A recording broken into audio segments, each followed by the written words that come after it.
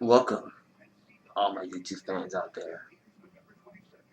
I am Dave65, and welcome to my Bleach chapter review. We were on Bleach chapter 559.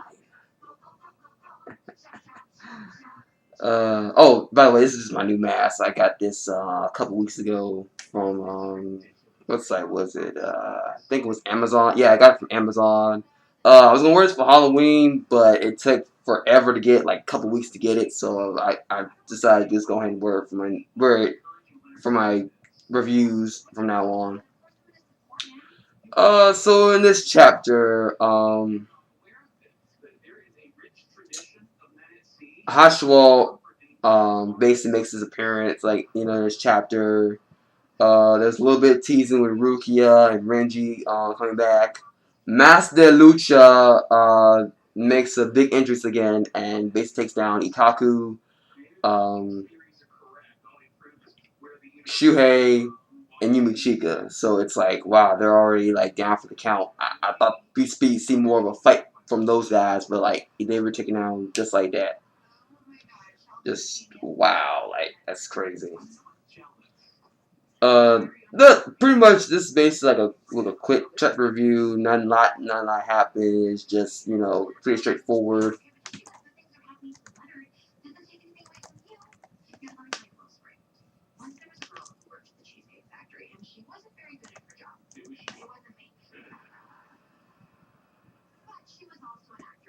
Basically, what happens in this chapter is Haswald is basically takes down the assistant captain's barrier. He's Nanau's barrier, and then what basically happens is that she creates another barrier, which basically is a lot more. It's like there. It's not just a big wall of Reishi energy. It's basically just like little particles in each piece of the barrier.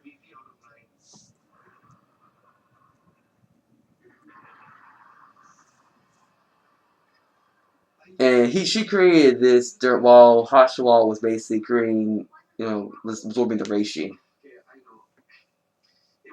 And it's made up of smaller hexagons that plates that are joined together instead of just being like the big wall, like I said before. And Hashiwal automatically knew this part was a trap that lies ahead. And he kept talking about balance and like tilting the scales. So basically, the bead, for Hashwall's Sternberger letter has probably something to do with balance. That's what I'm guessing. Because at the end of the chapter, we see that he ends up being the one that punishes BG9 and Kane Do for getting themselves beaten by the Soul Reapers. I think, but even though they lived, like, there still has to be punishment because remember, like, we're dealing with Yuha Bach and his crazy ass. Like when you fail, you get killed off. If you succeed, you get killed off. So it's like, you know what you're doing. And also, like I said before, Master Lucha, he returns for a quick second and takes down Ikaku, Yuchika, and Isagi. And it's just like, wow, they got taken out just like that. And I expect more of a fight from them, like I said before. It's just crazy. Rukia and Renji make their appearance the last second, teasing us again. And it's like, come on, guys. Like, y'all, you've been teasing us for 2.5 chapters. Come on, like, just show us more. They're building them up pretty big. So I'm thinking they need to, build something up with those two. And basically that's really much the end of the chapter. And oh, by the way, there's this giant like scale that appears behind Hashiwal while he's basically punishing both BG9 and Kangdu. And Kangdu actually uses his ability of the iron to basically block Haswald's sword attack from cutting him.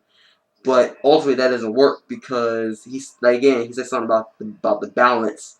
That, you know, if one person that lives is supposed to die and one person that dies is supposed to live, and he just slices half his body up like this. It's just crazy. It's like, wow.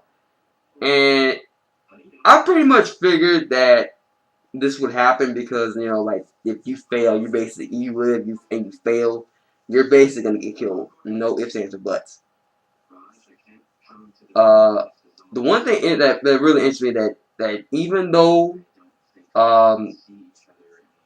Haswald is second in command and Uryu is, like, you know, the new leader of the Vanderite, Kangdu still, like, defies anybody besides Yuhabak. Because when Haswald said that, you know, I'm gonna kill you because, you know, you failed, he basically said that Kangdu said, I'm not letting anybody kill me except for Haswald, because he's my leader, he's my boss. I want him to be, if anyone's gonna kill me, strike me down, that's gonna be him. And he sucked too. I think he was like he's really dedicated, even though he's like about to die, and like he, you know, is just on death's door. He's still loyal to his master. So that's the really deep loyalty that lies between the Vanderite.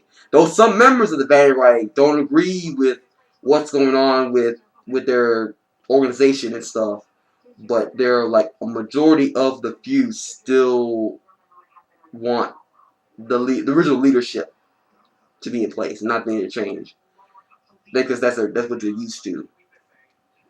And overall, this chapter was pretty. It was pretty good. It like I said before, it was kind of short, but at the same time, it wasn't that disappointing because we did get to see like a little bit, a tiny bit of Haswald's abilities. We see a little bit, not a whole bunch. It's like not wrapping the present. It's just a little sneak peek. It's not showing us everything.